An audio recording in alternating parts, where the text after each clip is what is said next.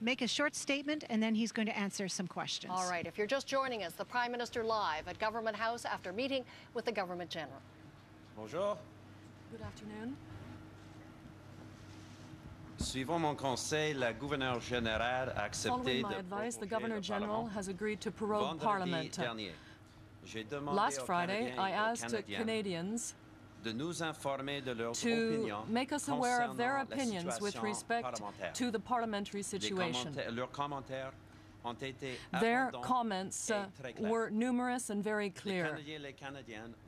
The men and women of Canada want the Government of Canada to continue to work on the agenda on which they voted, our plan to strengthen the Canadian economy. When Parliament resumes its work on January 26th, the first item on the agenda will be the presentation of a federal budget. On my advice, the Governor General has agreed to prorogue Parliament. Last Friday, I asked Canadians to give us their opinions on the parliamentary situation. That feedback has been overwhelming and very clear. They want Canada's government to continue to work on the agenda that Canadians voted for, our plan to strengthen the economy. When Parliament resumes on January 26th, the first order of business will be the presentation of a federal budget. We'll take a couple of questions. Nous allons commencer avec Emmanuel à travers Radio-Canada. Mr. Harper, first of all, can you explain why it took so long to convince the Governor General to grant your request for prorogation? And now that you have 6 weeks of truce, what are you going to say to the opposition to try and restore a constructive political climate here in Canada? Well, that's a good question. Of course, I cannot discuss the content of my discussions with the Governor General. That is a constitutional tradition. To answer your other question, I believe that Canadians across this country have as their main priority the economy. The opposition criticism is that we have to focus on the economy immediately. And today's decision will give us an opportunity, and I'm talking about all the parties, will give us an opportunity to focus on the economy and to work together.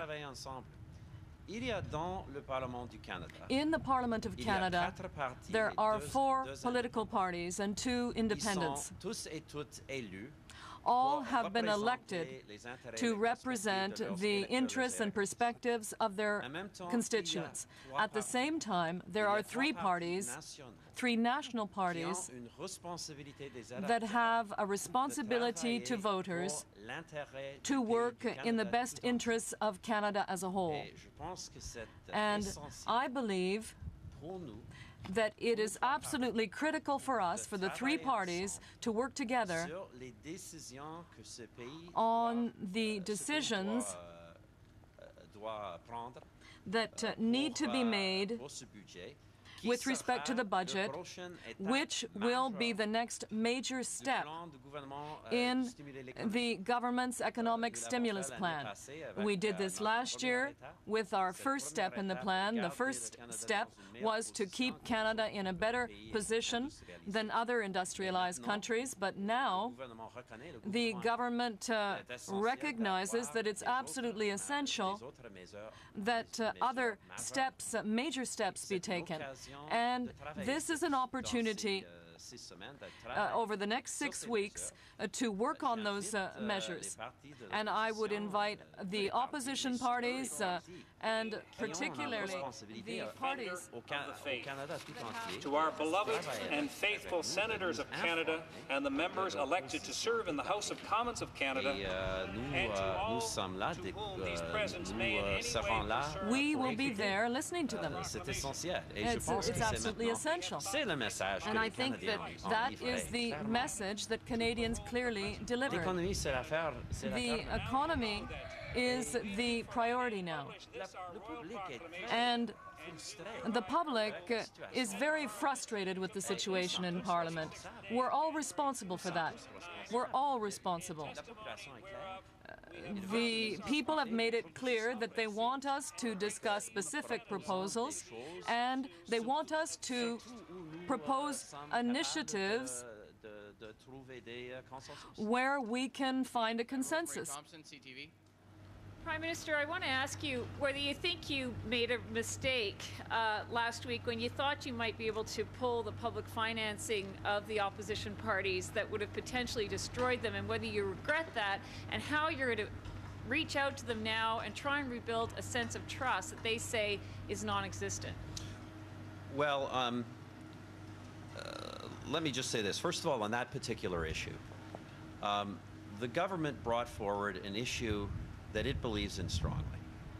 It believes that we believe that in a time of economic restraint, when we are asking all Canadians to tighten their belts, we believe that political parties should lead by example. The proposal we made involved us taking the biggest reduction of anyone in a particular policy that the public has never supported.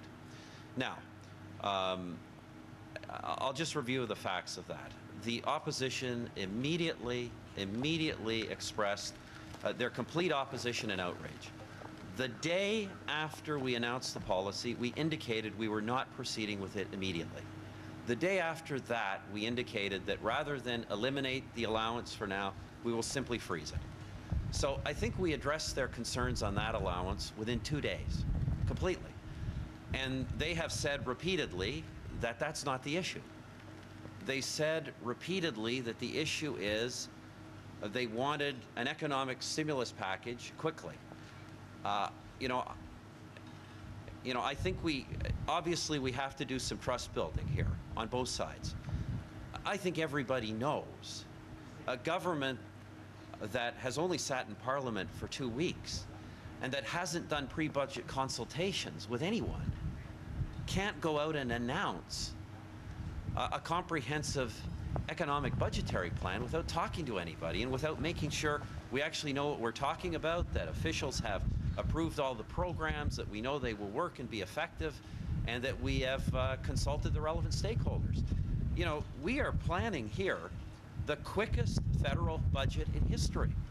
The quickest federal budget in history. I don't believe the opposition parties, I'm not saying they're insincere, but I don't think they, if their best efforts, could produce a budget any quicker than this. In fact, I think if ultimately they had to follow their own efforts, we will see the budget a lot later than January the 26th. So I would simply encourage them to engage with the government. And I'll repeat what I just said in French. There are 4 parties and 2 independents elected to the House of Commons. All of those men and women were elected to represent the interests and perspectives of their electors in their ridings. But there are 3 parties who were also elected to represent the interests of Canada as a whole. And those parties should make an effort to work together. That's where you have to have cooperation in the interests of the country. The government is more than willing to have that kind of dialogue with the other parties. I want to hear their specific suggestions.